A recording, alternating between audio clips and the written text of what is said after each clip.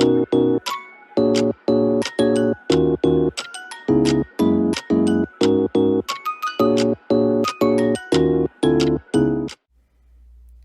welcome back to Old Soul Podcast. My name is Bree, that's spelled B-R-E-I. Thank you so much.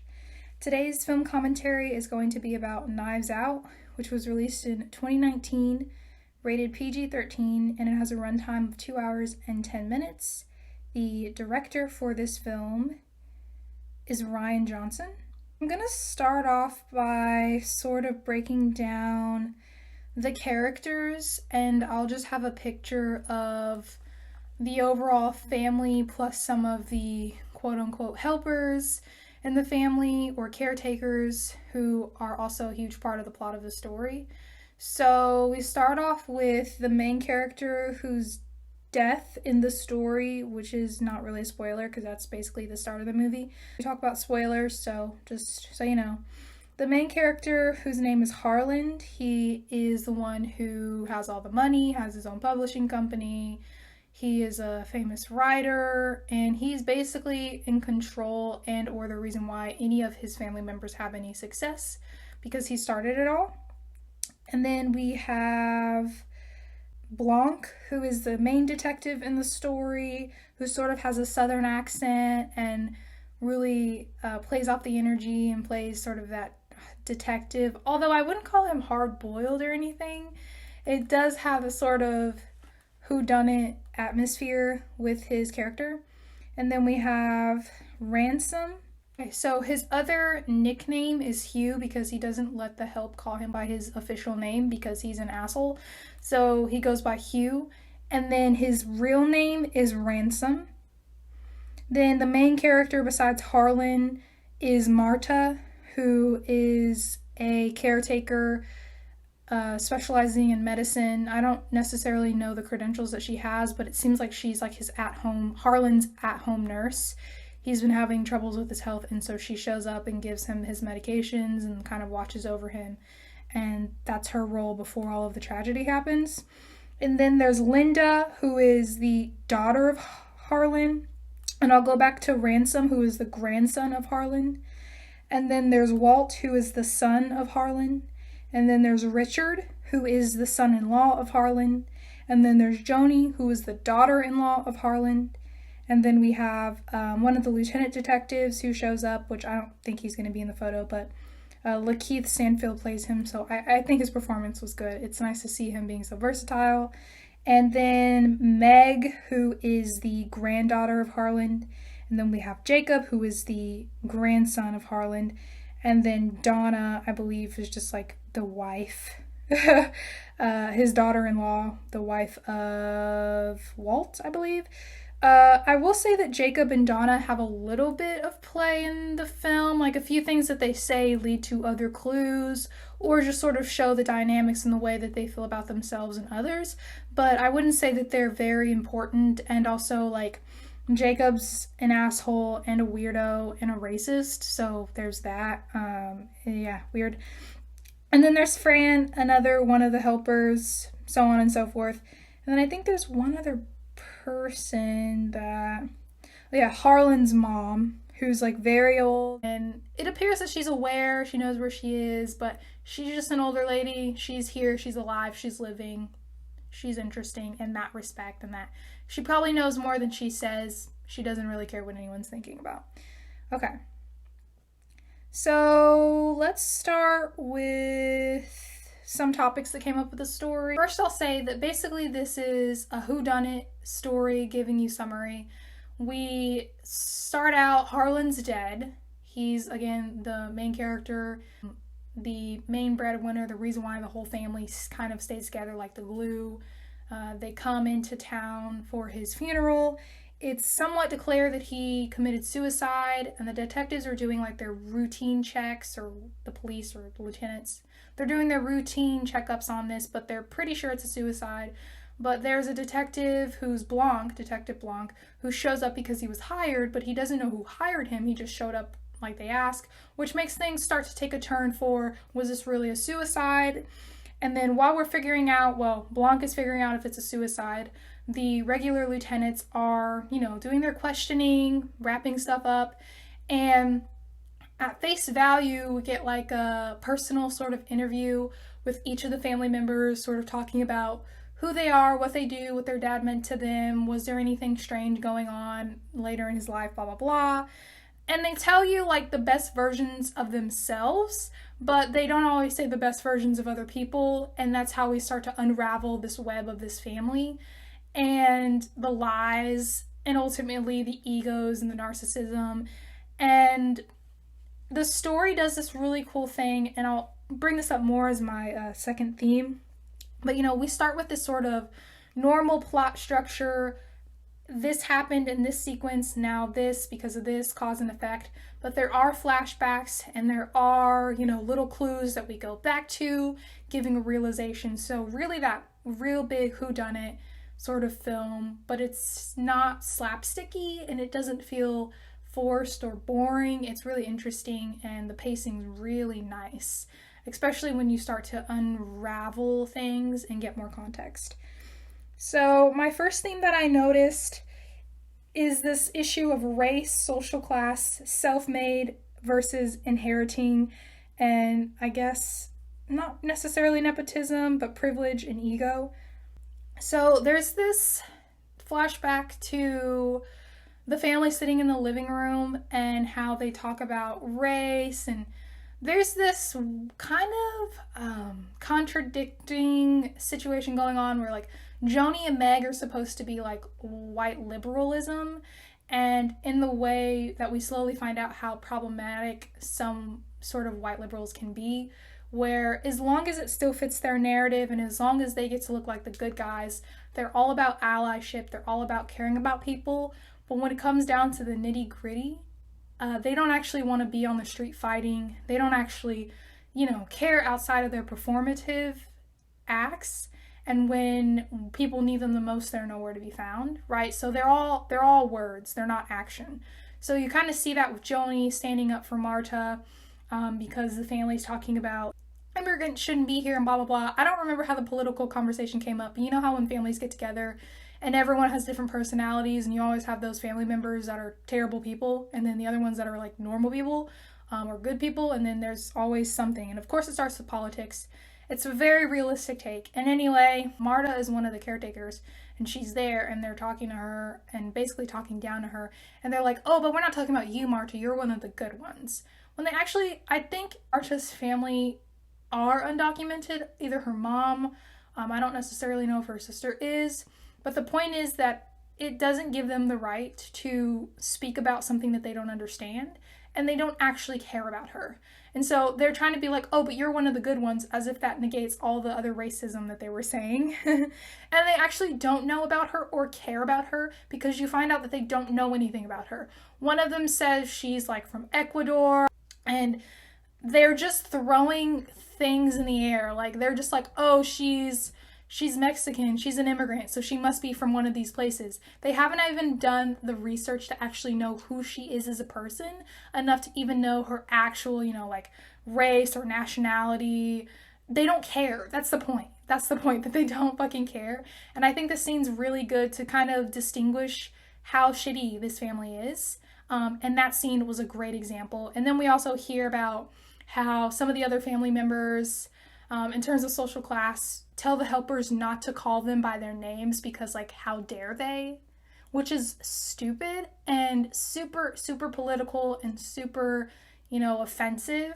And how much money they have, and even though most of them are mooching off of their dad, and not in a way like, hey, I'm going through hard times, I'm trying to figure out my life, or I'm a teenager, of course they're going to depend on you. It's literally like, I want to live my best lifestyle, but off of you. I don't want to try to learn about the family business. I don't want to try to get a new job. I just want to keep doing this and you giving me money, to the point where one of the characters, Joni, is like stealing her daughter's tuition money. Like she's double dipping. So the money that Harlan has been giving to Meg for her school, that goes directly to her school, Joni's accountant, it has been working with her and double dipping. So taking money for herself and then putting the rest toward her daughter's education, which is not what they agreed on between Joni and Harlan. So later we start to figure that out. So just things like that, where it's like super messed up that, Harlan is doing this in general to help you, and then you have the audacity to steal from him and to talk like you're better than everyone when you really have nothing. And then his son Walt, who technically like manages the publishing business, but he's really just trying to convince his dad of ways to go into other fields of the business that would give them more money, like with film rights, but his dad doesn't really want to go in that direction. And he's trying to tell his dad what to do with his business. Like, that's his dad's business. He's lucky his dad's even letting him like in the company, because he's not really that interesting or good at what he does, apparently. And then the daughter, Linda, she seems to have actually made something of herself outside of her father, but she's greedy. So it seems like she wants more and more, and she talks down on her other siblings a lot. And so that's why she's not really likable, because she acts like her shit doesn't stink. And her husband is an asshole as well. So that's sort of a briefing that talks about class, inheritance, things like that. How that in general creates a lot of entitlement. You see a lot with the grandkids. Meg seems to be somewhat decent, but then later you find out she's no different from them, even though she would like to believe that she is. Again, with sort of that white liberalism. She says a lot of stuff that she can't back up. And then Jacob's, he's a terrible, terrible kid. And he's not going to change, I'm sure. And his parents don't care if he changes, because they're not good people. And then Ransom, we find out pretty soon that Ransom has a lot more to do with Harlan's death than everyone originally knew. And he is an ungrateful, entitled prick. He does nothing. And even the family talks about him like that. I don't know if his parents did. Maybe they did a little, but everyone else kind of does. So, okay. Even though he is the one that gets along with Harlan the most. I mean, they get into their little spats, but it's sort of shown as if they kind of like it, like a tit for tat. Ransom really is a terrible person, but Harlan probably like teases him and picks at him because it's fun, and he likes to like write down mystery novels. He's a famous mystery novelist, not just an author with any general book genre, and that's important too, because it has a lot to do with the sort of genre of the story and how they're exposed in the interviews when they start talking shit about each other. When Blanc starts to ask them other questions, they're getting frustrated with him because they're like, why are you here? Who hired you? Even he doesn't know, blah, blah, blah, blah, blah. And that's how he also finds out about each other's, sort of tea and their secrets, because they are telling each other secrets to save themselves, of course.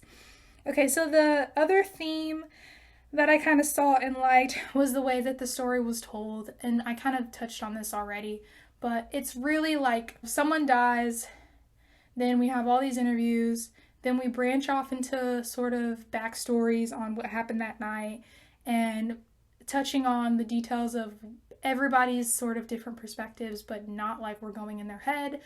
We stay with Marta a lot, Marta and Blanc together, and the only time I feel like we really branch off is when we're going back to that night or something in connection to something someone has said about someone else. For example, Linda's husband cheating on her, and there's like a whole thing between him and Harlan fighting, because of course they want to know who might have had a motive against Harlan, and apparently they all have had debates with Harlan, and we start to find out, that's when we find out that Joni was stealing from him, that Harlan was going to tell Linda, and the husband wasn't happy about that. Pretty quickly we find out in the story that the main thing that Ransom and Harlan were fighting about was the will.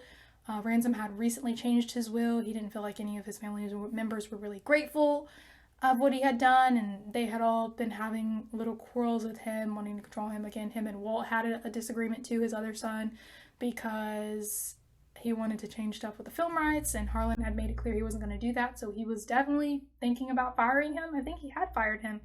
And so everyone technically had a motive, honestly. And so that's what we start to find out.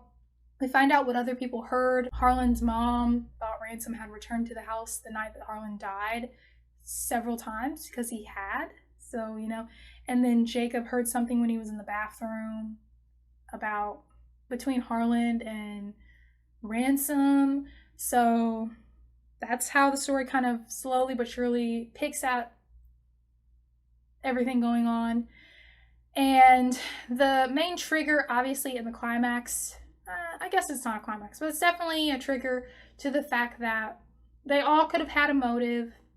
They all had arguments with him before he died of questionably suicide, that he changed. Not only did he change the will, but he gave Marta, someone who, he actually started to confide in about secrets. So she knew a lot of their secrets because of Harlan, someone who he actually knew kind of cared about him outside of being his healthcare helper and things like that. They seemed to have a genuine relationship, but he left his money to Marta. There was nothing else going on. They were just friends. But then the family, of course, starts to show their real personalities and assumes that she was sleeping with him or whatever. They're livid. You can see that Ransom expected this because he had already found out from Harlan, which makes him a huge, huge suspect, of course.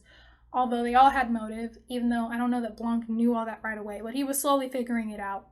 And so that becomes a major issue, but I just love the way that it was told and how we sort of go from there and go backwards and go here, here, there, because it kind of gives you that twist and turn of who did it, and you get to guess who you think did it, but you're in the midst of being like, well, I don't know. It could be this person, it could be this person, it could be this person.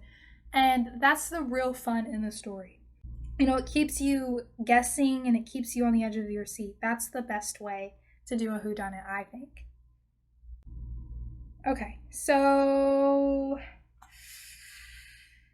I did have one other question before I go to the third theme. Would people consider this film neo-noir? Because I don't think it's noir in the sense that it's in black and white and it's really like a hard-boiled detective fighting crime, a femme fatale. Clearly this film doesn't have that aspect, and I think that part of that is just because of the time that noir started. I feel like it's really hard to create authentic original noir in the modern times because a lot of noir was so cool because of the time frame that the films were made, not just the directors. It's just a style and an aesthetic that I don't think can be replicated as well as it did back then. But I wonder if it would be considered neo-noir and like the new age, the way that like the movie Drive is and things like that. But then I'm like, no, I think it's better to describe it as a whodunit because there's sort of a humor in the film that, of course, it's like dark humor because it's a darker topic, but it feels kind of funny sometimes, like how hypocritical the family is, some of the jokes in the story, how they are, tit for tat, banter back and forth, even between the family members, sort of like this stab but they don't twist sort of concept. Even Blanc, how he sort of jokes around and he has this like southerny accent, and they even joke about that in the film, specifically Ransom toward the end. So I'm just like, I don't know.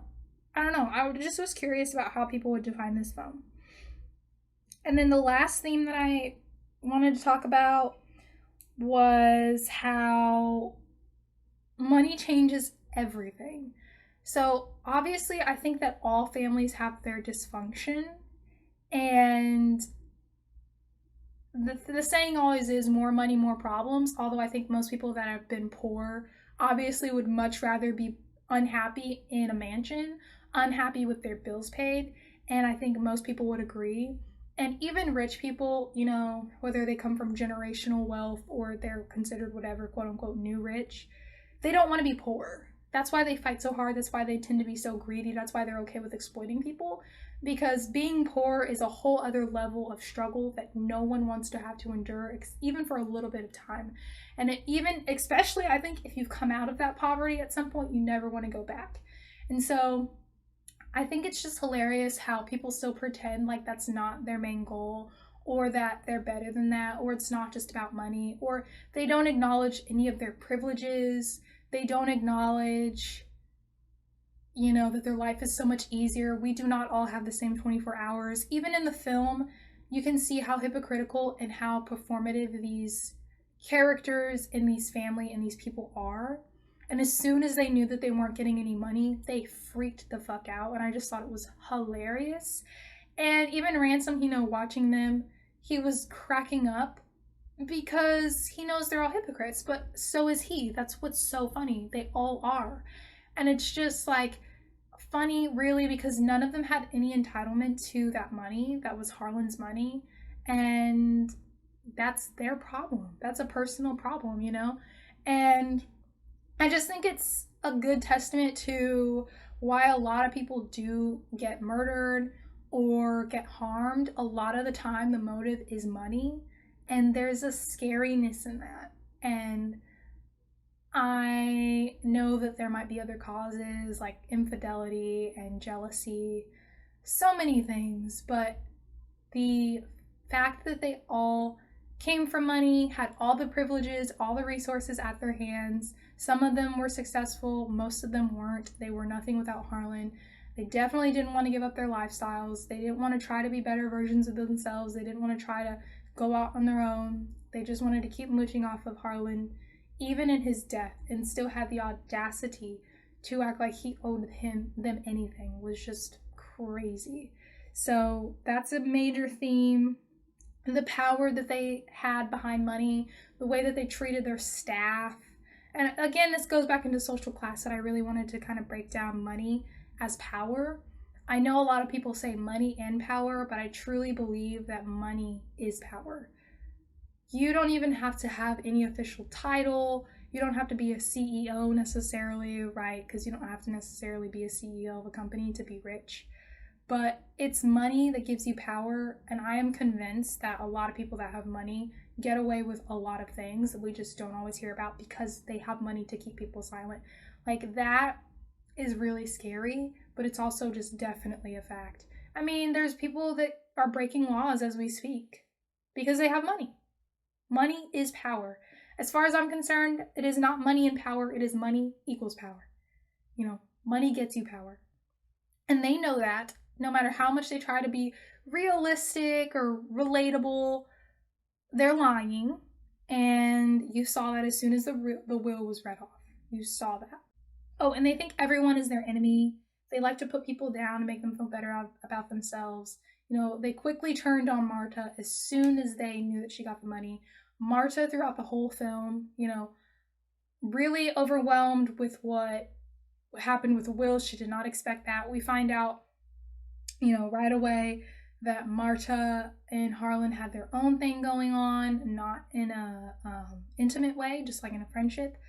And I'll get to that in a minute, but just the unexpectedness and how they treated her before they knew she was getting money and after, and how they tried to use Meg against her, how someone tried to blame her for Harlan's death with no real evidence, how they were showing up to her house making threats.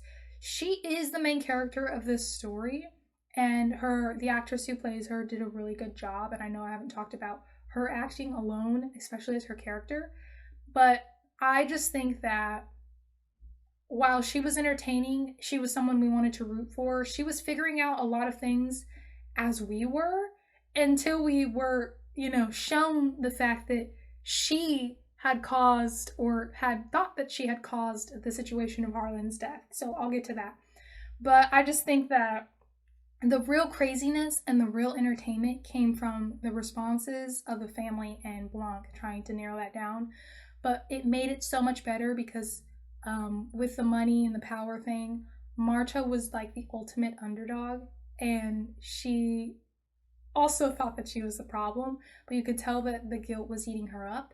I don't think the guilt would have been eating that family up. Let's be fucking real. And they technically all have motive, and I definitely think that they would have been the one to kill Harlan if they knew what happened in his will. I don't know about Linda, but she gives me some vibe that I don't like. But definitely the other family members. Definitely. Okay, so let me finish this power dynamic thing. You know, exerting control over people's lives. You never really know who someone is until they show you, which unfortunately means that you've gotten harmed, which I feel like you see this in this film, or you could see in real life. You rarely ever walk away unscratched. Nothing cute or fun about poverty or being poor or worrying about check to check, and the rich know that, just like everyone else. Don't let the nonchalantness fool you, ever. So that's kind of what I thought about. Also, family and blood will turn on each other as well. Family doesn't necessarily mean anything, unfortunately. And we saw that in the film, and unfortunately it's a real thing. Okay, so we find out that Harlan, and what happened that night, the night that Harlan died, Harlan had gotten, like, I think 100 something, I don't know if it was milligrams or grams or whatever, of morphine. He thought he was injected with that by Marta. It was an accident. He had thrown a board. I don't think it was chess. It was some other sort of similar chess game that he threw on the floor, and it hit her medical bag or something like that. Anyway, the medicine got switched, and she was pretty sure she injected him with the right thing, but when she looked at the container of the medicine, she was freaking out because it wasn't what he was supposed to get. And she was basically like, oh my God, you're going to die in 10 minutes if I don't find this antidote or thing that will help you. And she also could not find that. And then he basically set up his own death to look like a suicide so that Marta wouldn't get in trouble and ultimately it wouldn't hurt her family. And that's why he ended up killing himself. And he had Marta go back and retrace certain steps to make it look like she had left before he had died, just in case they questioned it or whatever. So he ultimately used his skills of mystery writing to write his own death in his own way when he thought that he was going to die. Now, I say thought that he was going to die, which also I did not expect any of that, but an interesting way to tell the story. So cool. But we find out pretty quickly that Ransom had already switched the medication before Marta had dropped her bag, which means they had switched back, so he would not have died. Marta was a good person, and so was Harlan. And as we see, even with those situations, even within her worst mistake, she thought about someone else, as she should have. Ransom was the one who originally switched the medication. I think he had changed the labels. Marta also, if they hadn't been switched back, I think Marta also would have still injected him with the right amount of medication, because she can kind of tell the difference between the weights of the containers that the medication was in, because she had a license to practice, so she knew what she was doing. So there's that again. He definitely would not have died. Then we see that Ransom also takes out the antidote that kind of helps in case of emergency. So he took that just in case. So we find out the person who actually planned to kill Harlan and essentially try to blame it on Marta and take away any possibility of Harlan living, which just shows how fucking evil he is that he did that to his grandfather. But anyway, and try to blame it on someone else. But anyway, he did all that, almost got away with it because Marta thought she was the one who did it, and they have this whole point where she tells Ransom everything, and because, you know, the guilt is eating her up and all these changes with the will and all these people following her. And then there's another person coming in and making threats to Ransom, and he's sending those threats to Marta to get her shaken up now that he knows what she thought that she did, but she didn't do. And the person who was sending those threats with actual proof of incriminating proof against Ransom, I can't remember the details of what that was, is another one of the workers, Fran, who never liked Ransom, and he treated her like crap, so of course she didn't. And she suspected that something was off a little earlier in the film, and she kind of brought that up to Marta. And she seemed pretty cool. She liked Harlan a lot. And basically it was evidence against Ransom, and he tried to kill Fran and succeeded, unfortunately, but not before she gave the evidence to Marta in her like secret stash where her weed was. Long story. Anyway, Marta found it, and ultimately Ransom went to jail. All the secrets of the family were out. You know, each family member. So like Linda found out her husband was cheating through like this little card that her dad sent her, or she found on the desk of her dad's desk. And her husband thought, oh, it's just an empty card. You know, they're still playing games. Like Harlan would. And the house, even the house and everything and all the money went to Marta. So she's standing now in the house at the top of the balcony with a cup that Harlan once used and owned.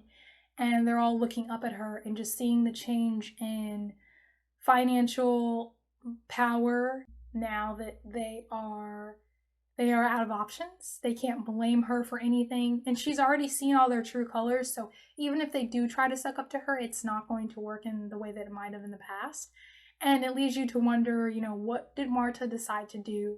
She even asked Blanc, this family needs me, don't they? I should help them, shouldn't I? And Blanc said, as you know, I have my opinions, blah, blah. Anyway, I'll do the quotes about that. But it's just a great ending to an otherwise great story. And I think you should consider watching it.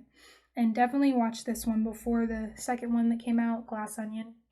Glass Onion was really good for so many different reasons, but you need to start with Knives Out first. So I'm going to go into my quote segment, and then that's going to be the end of my commentary. Blanc, I suspect foul play. I have eliminated no suspects. Blanc, but the complexity and the gray lie not in the truth, but what you do with the truth once you have it. This is between Marta and Harlan, and they're playing the game Go. It was the game Go, not chess. I apologize. Harlan, I don't know how you beat me at this every time. Marta, I'm not trying to beat you. I'm creating a beautiful pattern. Harlan, that's elder abuse. I'm calling the AARP. Marta, don't make me get the belt, abuelo. Blanc, to Marta. I want you to know that you didn't win the game by playing it Harlan's way. You won it by playing it your way, because you have a good heart. Linda, we are the Thornbys, goddammit! This is still our house. Marta, this family, I should care for them, right? Blanc, well, I have my own opinions, but I think you should follow your heart. Thanks, and have a great day. Bye. That is hooey. You know, Harlan, he bought this place in the 80s from a Pakistani real estate billionaire. Shut up, Blanc. Shut up!